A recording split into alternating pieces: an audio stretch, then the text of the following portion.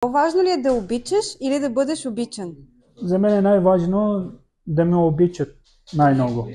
По-добре ли е да чакаш любовта или да я търсиш? По-добре да чакам. Трудностите правят ли ни по-силни? По-силно. Аз съм си казал Рами, от Ирак съм, живея в България от 16 години и работя фризьор. Кой е по-добър в комуникацията, мъжете или жените? Тук не може да казвам. Жените. Може ли парите наистина да купят щастие? Принципалите винаги купуват. Какво е по-ценно в една връзка, доверието или страстта? Доверието е най-важно.